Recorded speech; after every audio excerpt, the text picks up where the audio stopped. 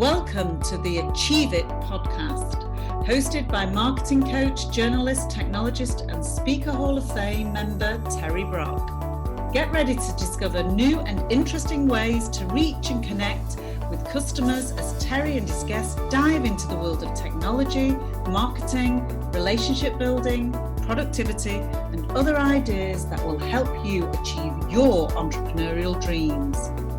And now, here's your host, a fun and smart guy with a really good haircut, Terry Brock. All righty, Harvey, how you doing today? Out of 1 to 10, I can't give myself a 10. You want to know why, Terry? Because it's higher than that, I'll bet. Because I'm a 12. Boy, you know me all too well. I'll bet. Well, Harvey Mackay, it is wonderful to have you here as we get a chance to talk about the new book you have. And by the way, before we even get into this, Harvey, I'm going to embarrass you just a little bit here because this is like the 400th, is that a number? 400th book I've read of yours. They're all really good. By the way, what is this? What number of book is this? What? This is number 8. Number 8. Well, I got to show you, folks, as you're watching this is coming from a guy who has devoured books like this. His previous book there, Mackay MBA, right here. This one, the title says itself, Dig Your Well Before You're Thirsty.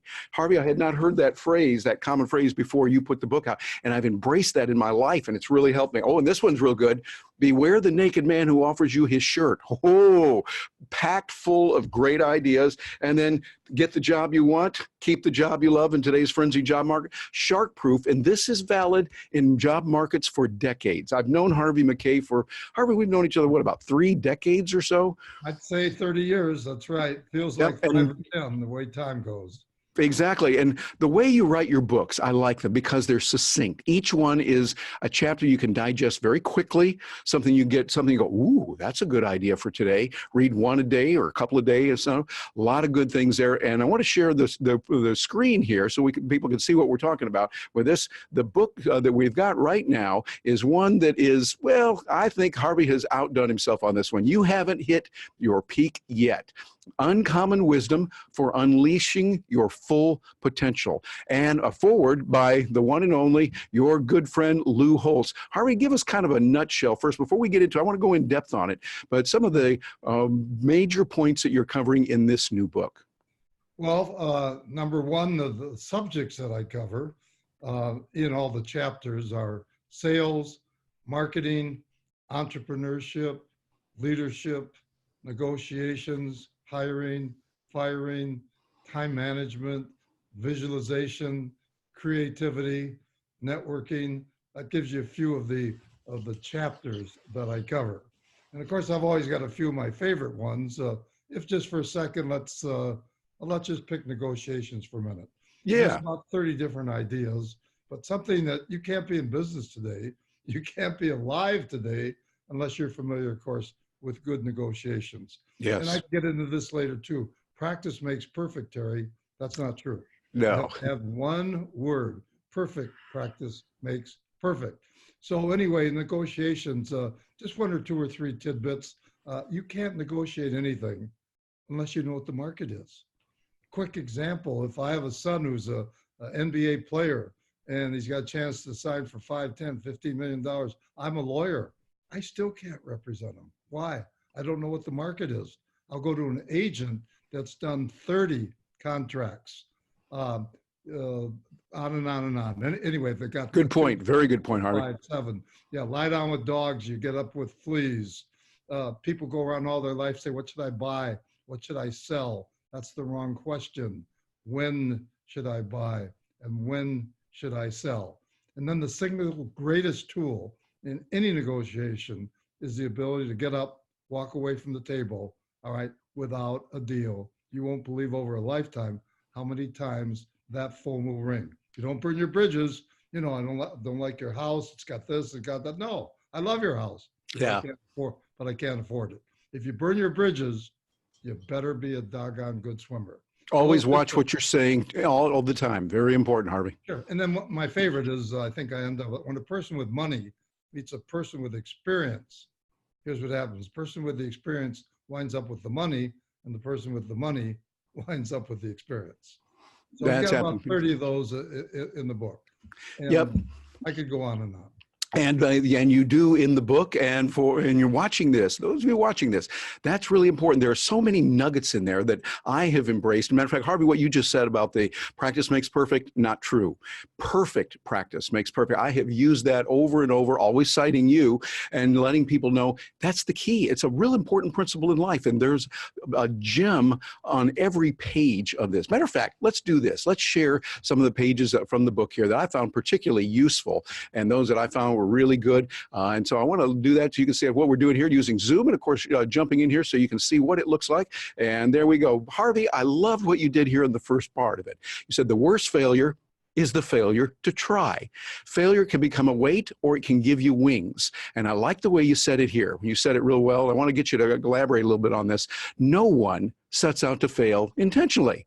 Still, failure happens. Sometimes because of bad luck or uncontrollable circumstances. We get it, that's true. But other times from entirely preventable causes. I'd say probably even most of the time there.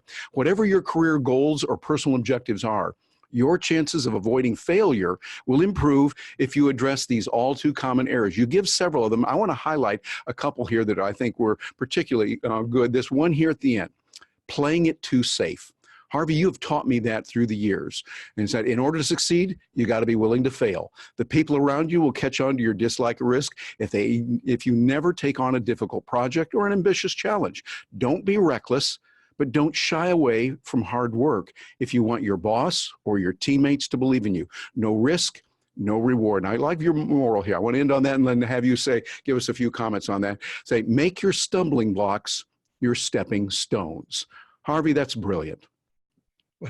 Well, thanks very, very much. You know, so many people say, and so many athletes say, and so many coaches say, hey, winning is everything. We don't want to lose. You can't learn anything from losing. Well, first of all, I've never met a successful person that hasn't had to overcome either a little or a lot, okay, of reckless failure. You just have to absolutely, unequivocally have to have failed.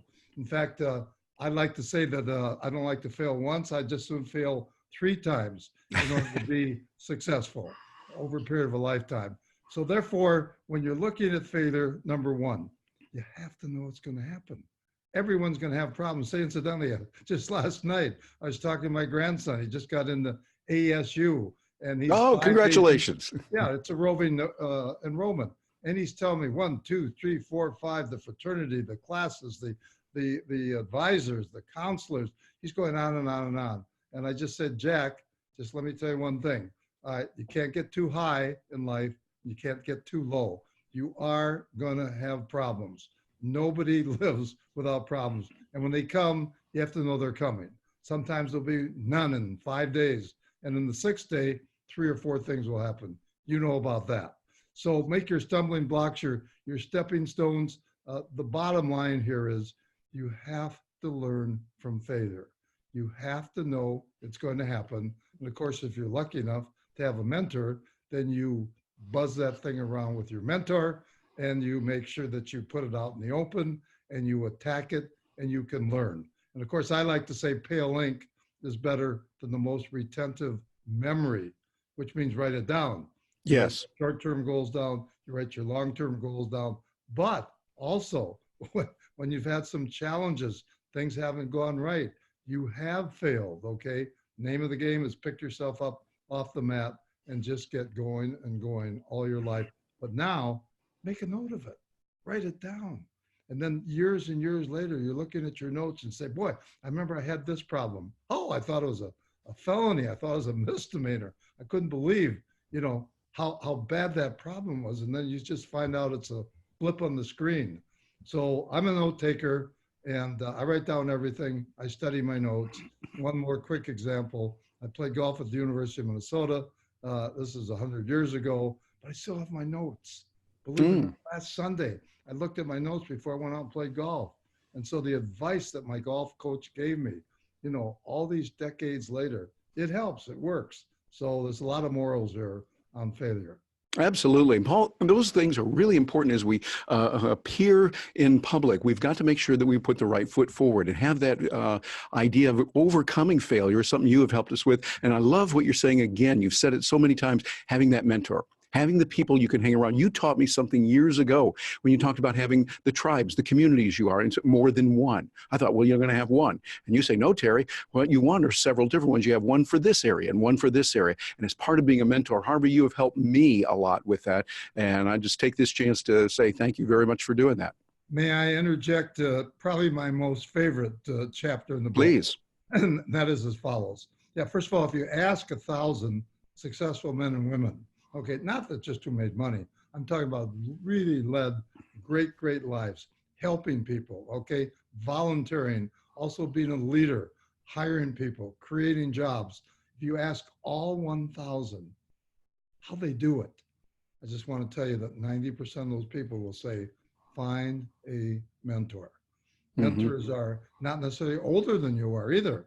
I've got a social media coach, that's younger than I am. Let me go back to what I was going to say, which means so very, very much to me about practice makes perfect. I've got about 20 coaches I've had, probably using about 12 or 13 right now. I have a golf coach. I have a skiing coach. I have a swimming coach. I have a memory coach out in New York. I've studied Russian, Chinese, Japanese, and Arabic. So I have a language coach. I have a marathon coach. I'm lucky enough to run Boston and New York marathons. He runs stride by stride with me. Have a social media coach, as I just mentioned, on and on and on. Now, why do I have all these coaches? Because whatever my God-given talent is, whatever my God-given potential is, that's it. I can't do any better. I'll have a project, Terry, all right? I'll have a time and action calendar, which is very important. And then next, I'll go out and get the best advice I can find anywhere, learn it, then absolutely focus on that problem or their project, give it all I've got, leave it all out on the playing field, and guess what? I don't worry. I don't have anything to worry about. I can't You're focused. do anything. Yeah. So therefore, it doesn't matter whether I win or lose or tie. Doesn't I matter. like that. Well, let me ask you this. How do you find the coach? There's a bunch of people say, hi, I can teach you X. How do you find out which one is the right one for you to teach you X, whatever that is? Well, it all starts with that word that sounds pretty corny, but it isn't, because the world goes around this way, is networking. If you have a network, then you can start calling and using your network. Hey, for example, you need a doctor, you need a surgeon, some employee or a family member needs something. You just call your medical people and you say, who's the best in this area for A, B, C, D, and you rely upon those people. The world, from my perspective, pretty much goes like this. If I want to get into General Electric, if I want to sell Google something, how do I get away from taking 6 months to 2 years to get in and see the right person and finally get the order? Well, it's my network. If I can get instant credibility and get the phone call in there to the right person that makes the right decision for your company, bingo, I'm not going to get the order, but I get a chance. And that's all you want. So I think that as we talk right now, there are thousands, there's a gazillion phone calls going around the world with 7.2 billion people on the planet. 7.2 billion. That's a lot. What are they doing? Hey, do you know someone at ABC? Do you know someone here? Do you know someone at General Motors? And can you at least get me an appointment? It's all you want. You get me an appointment with anyone's buying envelopes, which is my business for the last 5-6 decades. Just give me 300 seconds. That's all I say. And in 300 seconds, I can prove what I represent, okay? And what that particular customer, I can do for him or her. Harvey, that is golden. We really appreciate that. Well, let me get back here to the book and take a look at some other items that you've shared here about what's going on. Oh, this one I really like. You said you've been preaching about the power of the Mackay 66 from your entire career. That is golden information. We're going to get some information on this. You say it's a tool to help you humanize your selling strategy. To be successful in life, and especially in sales, you must have a deep down burning desire to help people. Studies show that you can't talk business all the time. Your customers are people first. I developed, that's you talking here, this 66 question customer profile when I was 21 years old. It's like Mackay 66, and available free on the website. You give it away free, and this stuff is worth gold. It's www.harveymackay.com. Make sure you spell it right, M-A-C-K-A-Y, small letters there, at Mackay Mitchell Envelope Company. We require all of our salespeople to fill it out for each of our customers. Harvey Mackay, this is the Mackay 66, which you are famous for. You've helped many people, including me, with that. Tell us a little bit about that for someone who's not heard of it before and the real benefits that you've seen from that. Do we have 24 hours? I think we might need 24 days for this one. Give us a summary here. Yeah, this has changed my life. I wrote a book, as you know, called Swim with the Sharks Without Being Eaten Alive, which was called Great book.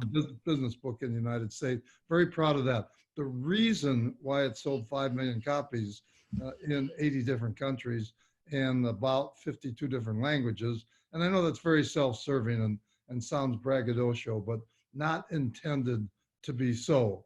The reason why I say that is that it did make my authorship career as a writer. And so succinctly, here's what it is. I'm 21 years old. I'm calling on 300 different accounts. I'm selling envelopes. I'm calling on General Mills and Pillsbury and Honeywell and Cargill and the Minnesota Twins and all the big companies in town. And I'm having some problems, and it takes a lot of time. And all of a sudden, one day, knowledge doesn't become power until it's used. Ideas without action are worthless. I got an idea. So I decided to put it into action. I said, how am I going to get close to all these 300 buyers that I'm calling on? Because again, everybody wants to start at the top and work up when they get out of college. Yeah. It doesn't work that way. Cream doesn't rise to the top. It works its way up. And you can see that I love to talk in aphorisms because that's also my whole life. So 66 question customer profile. I said, okay, I'm going to sit down and make a list of everything I want to know about this particular customer. So if I'm calling on Terry Brock, I want to know if you're married, single. I want to know how many jobs you've had. I want to know where you went to school. If you have children, what are their names? Where do you vacation? What is your political preference? On and on, what turns you on? I have 66 questions.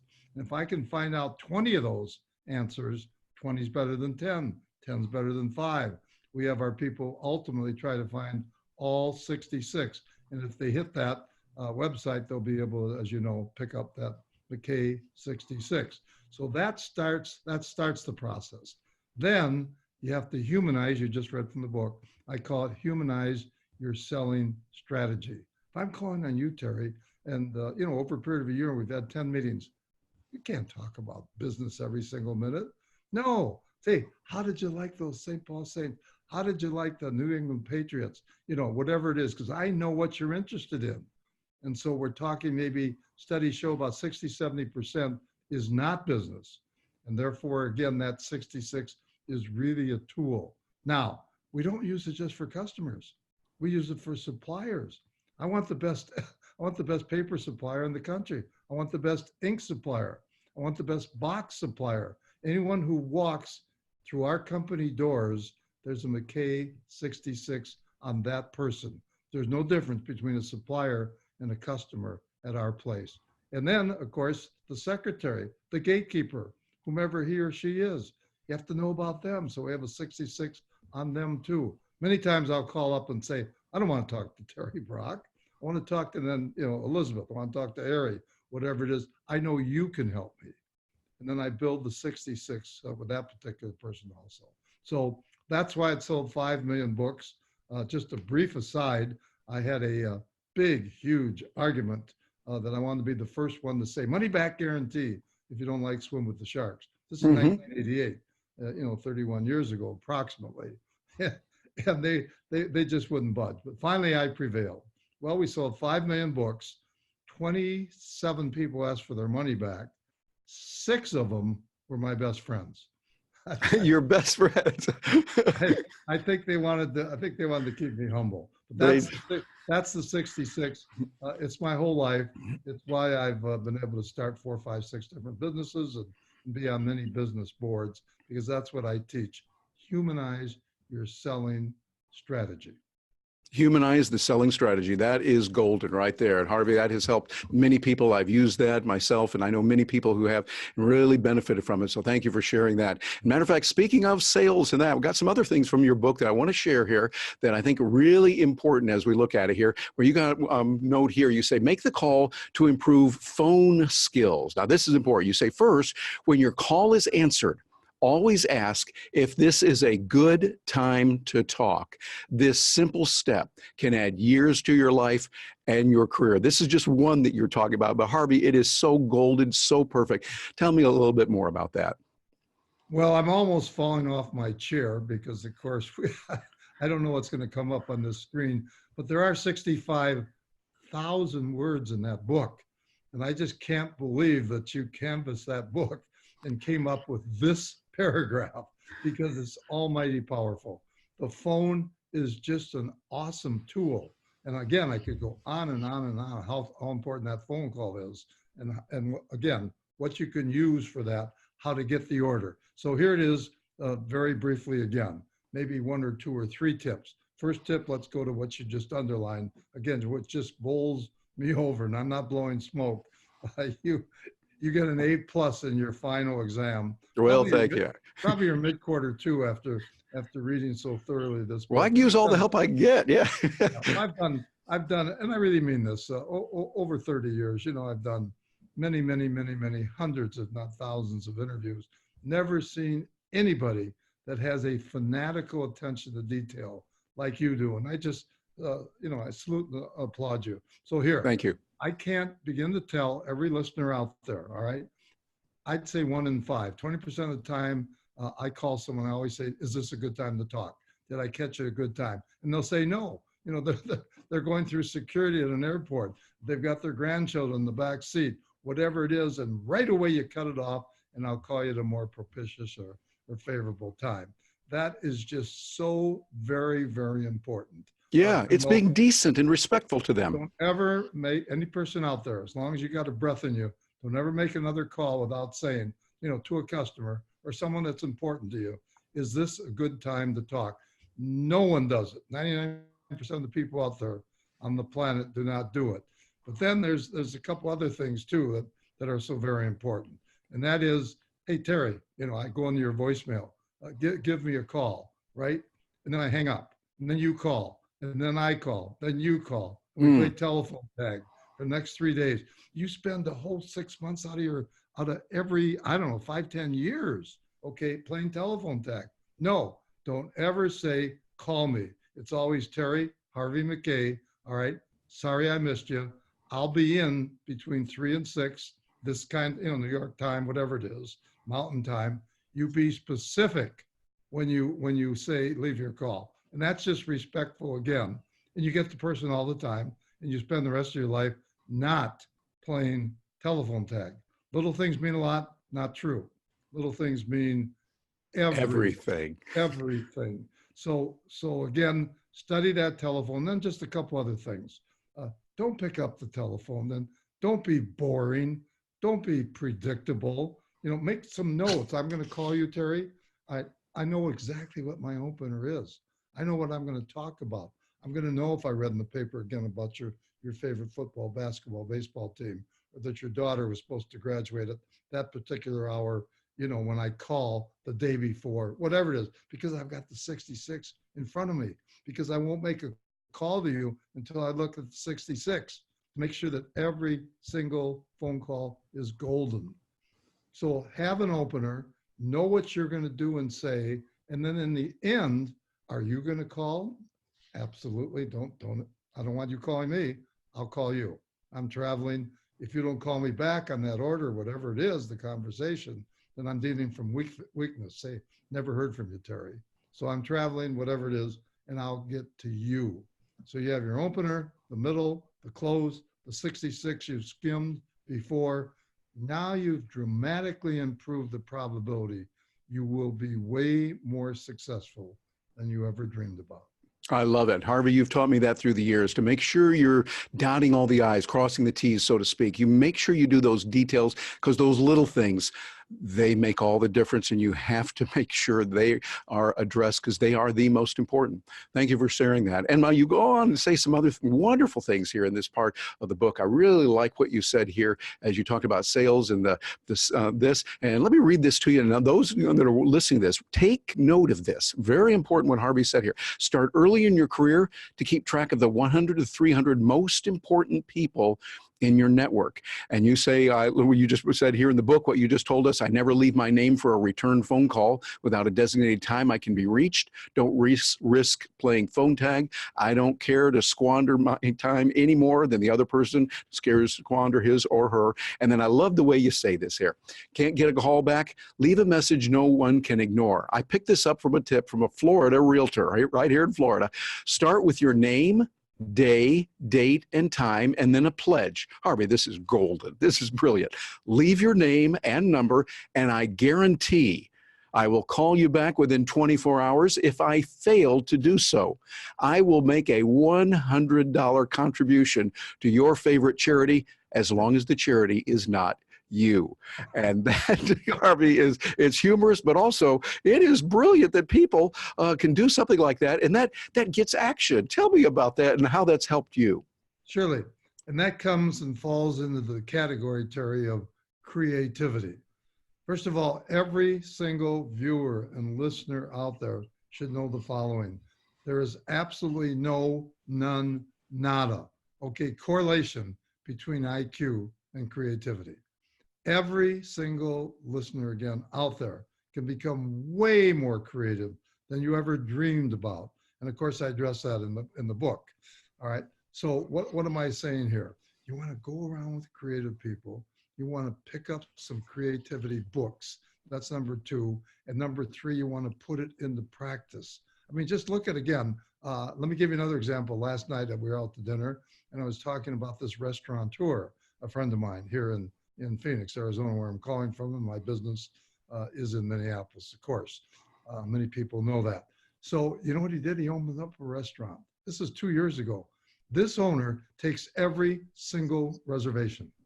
Every reservation. Everyone. How about that? Everyone. 4 in the morning, 2 at night. Doesn't matter what it is. He goes to bed with his cell on. And every customer that comes into that new restaurant, which is now 2 years old, knows that they're talking to the owner. How's that for being creative? Wow.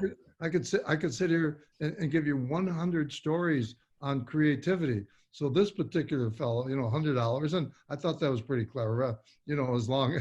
As long as your favorite charity is not you. Right. I mean, it just shows the humor that shows through. Hiring and firing. I've studied my whole life. Again, probably one word if said, Harvey, what are you most knowledgeable about? Other than the 66 would be hiring. But when I hire, once I get through ethics, all right, which is so very important, then I want to know about sense of humor. That's about number 3 or 4, on my particular list of priorities, what I'm looking for.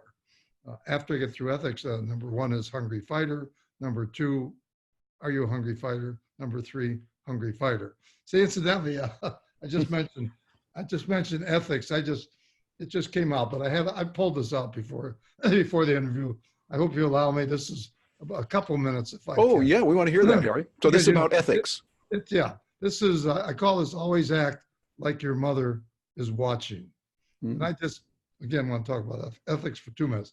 There's been a consistent gradual decline in our ethical business practices in the United States for the past 50 years. And it's reached new extremes lately in virtually every institution we can measure, from senators, congressmen, local, state politicians, religious institutions, business people, business leaders, sports heroes, students cheating in college, Stanford and Harvard 5 years ago, humongous cheating scandals. So I just want to give everyone and the listeners an example of what I call ethics. Here we go very, very quickly. A mother was invited for dinner at her son Brian's apartment. During the course of the meal, Brian's mother couldn't help but notice how beautiful Brian's roommate Jennifer was. Brian's mom had long suspected a relationship between Brian and Jennifer. Over the course of the evening, while watching the two interact, she started to wonder if there was more between them than met the eye. Reading his mom's thoughts, Brian volunteered. I know what you must be thinking, Mom, but I assure you, Jennifer and I, we're just roommates. About a week later, Jennifer came to Brian, saying, ever since your mother came to dinner, I've been unable to find the beautiful silver gravy ladle. You don't suppose she took it, do you? Well, I doubt it, Brian said. I'll send her an email, just make sure. So he wrote, Dear Mom, I'm not saying that you did take the gravy ladle from the house. I'm not saying that you did not take the gravy ladle. But the fact remains that one has been missing ever since you were here for dinner. Love, Brian. Several days later, Brian received an email back from his mother. Dear son, I'm not saying that you do sleep with Jennifer, and I'm not saying that you do not sleep with Jennifer. But the fact remains that if Jennifer had been sleeping in her own bed, she would have found the ladle by now. Love, Mom. So McKay's moral: if you have integrity, nothing else matters. If you don't have integrity, nothing else matters. Thanks for giving me that amount of time. Harvey, that is really good. And this is all part of Harvey's new book. Every book has really helped me and millions of others. It's a book that you want to invest in. Pour a few coins in there, and you're going to be able to learn a lot. Matter of fact, before we wrap up here, Harvey, I think you mentioned something before we start recording that you would offer to those who would go over and buy the book, and you've got a special surprise for them. What is that? Well, I like to always deliver more than I promise. And you do. So if they just do the following, if they pre-order right now in the next few days, the book's coming out in 5-6 days, but if they pre-order the book, all right, all they have to do is, if they got a pen and pencil in their hand, write down harvey@mackay.com.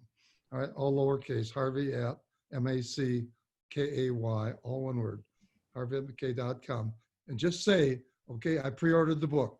No proof of purchase. Trust every single one of your listeners. All right. I will then send them two what I call golden nuggets.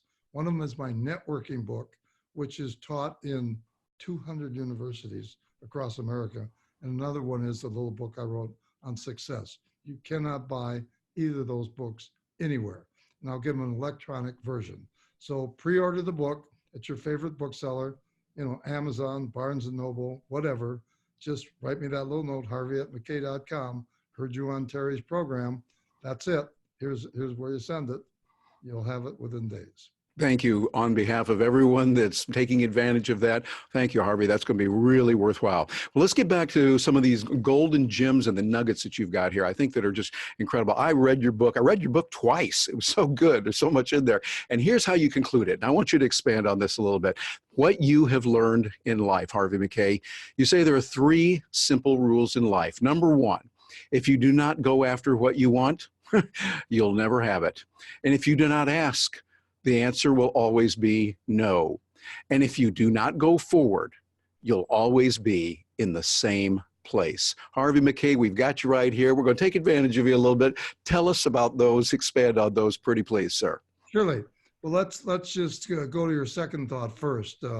And again, pale ink is better than the most retentive memory.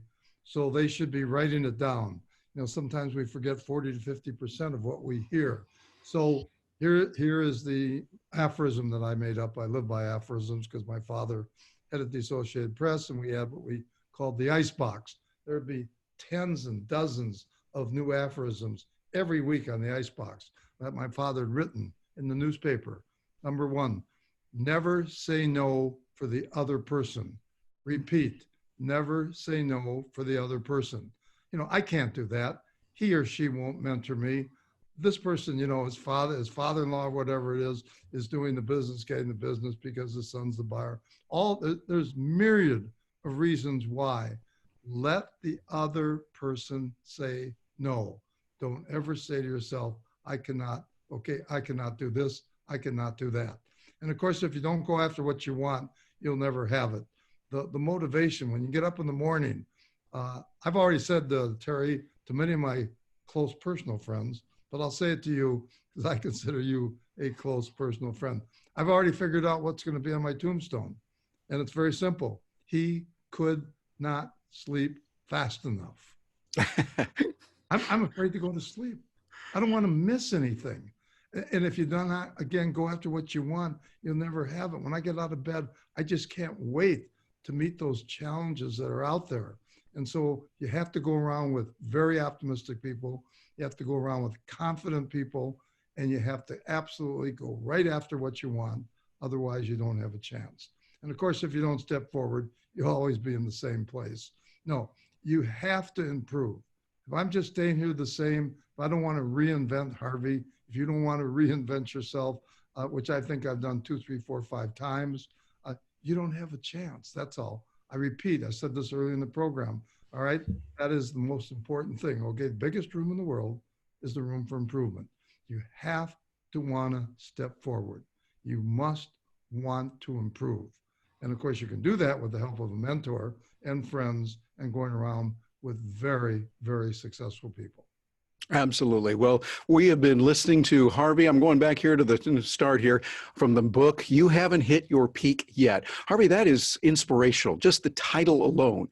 Uncommon Wisdom for Unleashing Your Full Potential. It's a book that's available and pre-order right now. You pre-order, you'll be able to get those 2 really good tools that you're going to be able to use for networking from Harvey. You get those at no additional charge. And all you do is just say, yeah, I bought it. And it'll be on the honor system. Harvey is like that. You say you did it, he's going to trust you. Harvey, before we let you go, any final words that you want to give to someone who may be going through some challenges, they feel they might have hit their peak already? What would you say to that person who's watching this right now and wonders, is it worth going through? Can I keep going? How am I going to do it? What would you say to them, Harvey? Well, I think it goes back to the title. I pride myself on having wonderful titles because they are important. A lot of what I write is prepared to win. Boring. Who's going to go buy a book, Prepare to Win? Wouldn't you rather buy Beware the Naked Man Who Offers You a Shirt, or Swim with the Sharks again? All right. Or We Got Fired. It's the best thing that ever happened to us. So I'm having 6 weeks of problems coming up with a good title. I don't like my publisher's titles. I don't like my own titles, and we're fighting. All of a sudden, one day, I'm shaving, and for the past 25 years, Terry, 25 years, I've had a little Post-it note. And all of a sudden, I said, that's it. I got that idea. I mean, I'm looking at it. It's staring me in the face. What does it say, that little Post-it note, after 25 years of shaving every single day, 8 days a week? You haven't hit your peak yet. Mm-hmm. And so that's why I get up in the morning. And I really, truly believe that. And I didn't believe at my age I'd be writing a book. I didn't believe at my age that I'd be starting a brand new worldwide company, which I kicked off, called the Harvey Mackay Academy 4 weeks ago. Spoke to 15,000 people in Las Vegas, after all these years to kick off the company. So what would I say to all those people? Again, don't count the years. Make the years count.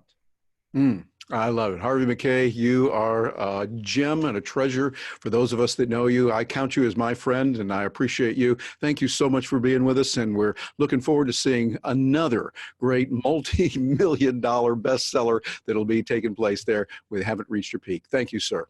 Terry, again, welcome to the Roaring 20s, and I just love your style. I love your homework, and calling you a close personal friend is a thrill for me. Thanks again for your kind words and all of your time. Thank you, Harvey. And for those of you joining us, now's the time to take action. Get out there, put a few coins in, get that book. You're going to love it. I'm speaking as someone who's read these others, and I read this one twice. Very good. I'm Terry Brock with terrybrock.com. Thanks for joining us.